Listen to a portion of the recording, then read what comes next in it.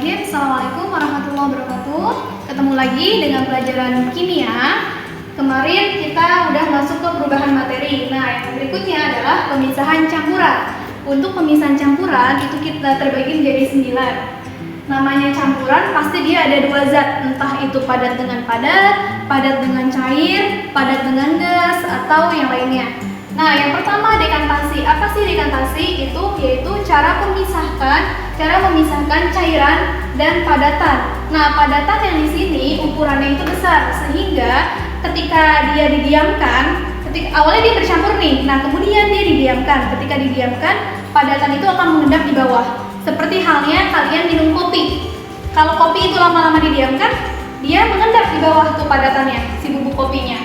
Yang kedua, yaitu pengayakan, memisahkan padatan yang berbeda ukuran.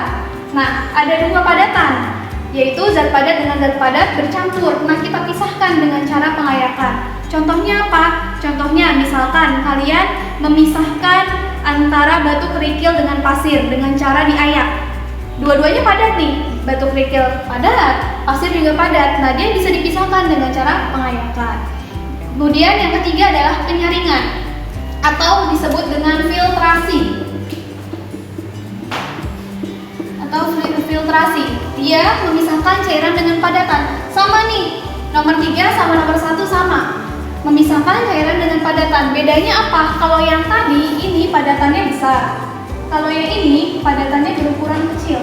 Sehingga ketika dia bercampur dengan cairan, maka dia menyatu. Kalau ini tadi pas didiamkan dia bisa mengendap, sedangkan ini dia tidak bisa mengendap. Makanya ketika kita mau memisahkan harus pakai cara penyaringan atau filtrasi. Kemudian yang keempat, destilasi. Pemisahan campuran zat cair berdasarkan perbedaan titik didih. Maksudnya apa titik didih? Namanya juga titik didih, berarti harus dididihkan dulu. Apa yang dididihkan? Si zat cairnya kita didihkan, kemudian baru dipisahkan antara si zat cair itu dengan zat cairnya juga. Dipisahkan berdasarkan titik didih. Nanti dia akan berbeda nih antara minyak dengan air. Titik didihnya berbeda kan? Kita bisa memisahkan ketika dua-duanya sama-sama dipanaskan. Nanti dia punya titik didih masing-masing dan dipisahkan. Kemudian yang kelima adalah kromatografi. Pemisahan campuran didasarkan pada perbedaan migrasi atau distribusi senyawa atau ion. Jadi di sini kromatografi itu ada 2 zat. Zatnya itu padat cair atau padat-padat, bisa juga cair dengan cair atau cair gas padat gas. Nah, senyawa ion ada apa sih bedanya senyawa sama ion? Nanti kita akan belajar di bab selanjutnya, yaitu perbedaan senyawa ion. Kalau ion itu hanya terdiri dari 1 atom, sedangkan senyawa dia ada 2 atom. Artinya apa? Kalau misalkan ion ini misal cair dengan cair. Kalau senyawa berarti dia ada 2 zat, yaitu misalkan padat cair, cair gas atau gas padat. Kalau yang ion ini misalkan padat-padat, cair-cair atau gas-gas. Itu bedanya. Kalau yang ekstraksi itu pemisahan campuran berdasarkan perbedaan kelarutan zat. Nah, namanya zat itu punya tingkat kelarutan masing-masing.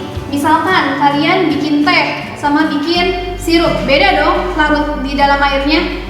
Cepetan mana antara sirup dengan teh atau kopi dengan sirup? Beda dong, pasti lebih cepat larut si sirup itu sendiri dibanding kopi. Kenapa? Karena kopi dia berupa padatan dan cairan. Kalau misalkan di sini kalau misalkan sirup dia isinya larutan dengan larutan atau cairan dengan cairan, cuma beda kekentalannya.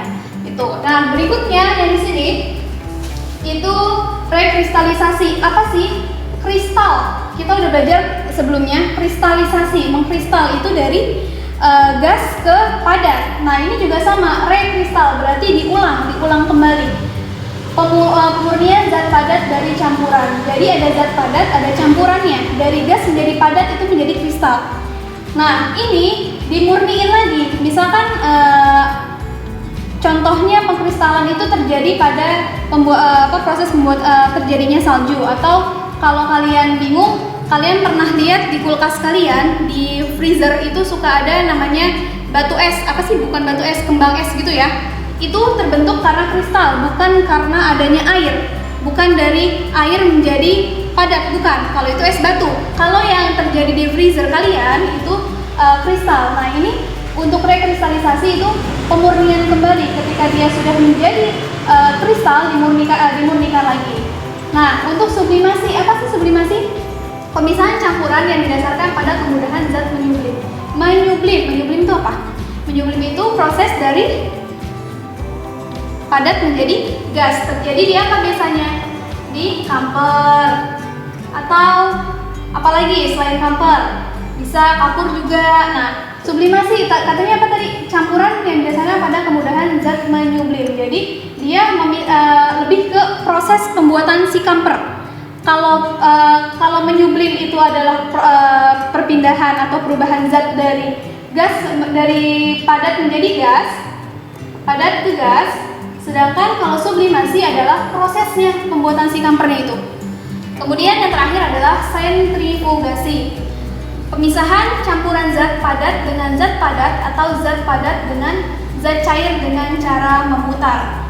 Jadi misalnya ada dua zat ya, padat sama padat, kemudian cair dengan padat, itu diputar. Pernah bikin kopi? Kalian ngaduk nih, diaduk. Pasti kan ada perbedaan dong, si padatan sama si cairan. Biasanya yang padat itu mengumpul di tengah, benar? Ya, itu disebut juga dengan sentrifugasi.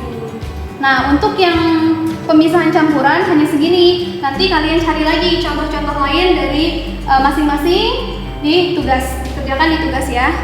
Sekian untuk pembelajaran kali ini, semoga bisa dipahami. Ketemu lagi di bab yang berikutnya.